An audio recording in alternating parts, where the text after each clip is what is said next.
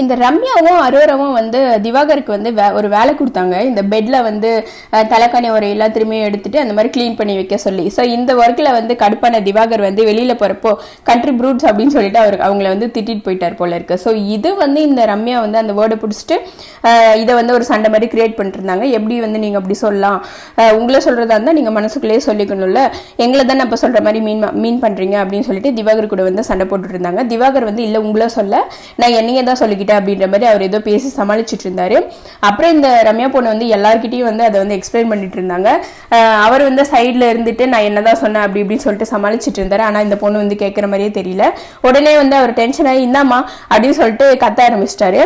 இந்த ரம்யா பொண்ணும் சும்மா இல்லைங்க, பாக்குறதுக்கு தான் வந்து எனக்கு வெளியில ஃபேமிலி எதுவும் இல்லை, நான் உள்ள வந்து ஒரு ஃபேமிலியா இருக்கணும்னு ஆசைப்படுறேன் அப்படி இப்படின்னு சொல்லிட்டு தான் வந்தாங்க. பாவமா இருந்தது பாக்குறப்பவே. ஆனா இந்த பொண்ணு கிடைக்கிற கேப்லாம் வந்து சண்டை போடுது, எல்லாருக்கிட்டுமே வந்து ரொம்பவே ஹைப்பா தான் வந்து பிஹேவ் பண்ணிட்டு இருக்காங்க. நேற்று வந்து இது எல்லாமே வந்து ஒரு பெரிய பிரச்சனை ஆயிருச்சு. இதாண்டா சாக்குன்னு சொல்லிட்டு திவாகருக்கு பிடிக்காதவங்க எல்லாருமே வந்து சேர்ந்துட்டு அவருக்கு அகேன்ஸ்டா வந்து கத்த ஆரம்பிச்சிட்டாங்க. இதுக்கு நடுவில் அந்த எஃப்ஜே பையன் வேற வந்து காமெடி பண்ணிட்டு இருந்தா, சம்பந்தமே இல்லாம திடீர்னு உள்ள வந்துட்டு ஏன் எஜுகேஷன் என்னன்னு தெரியுமான்னு சொல்லிட்டு அவன் வந்து ஒரு சைட்ல இருந்து கத்திட்டு இருந்தான். சமாதானப்படுத்தப்பட்டு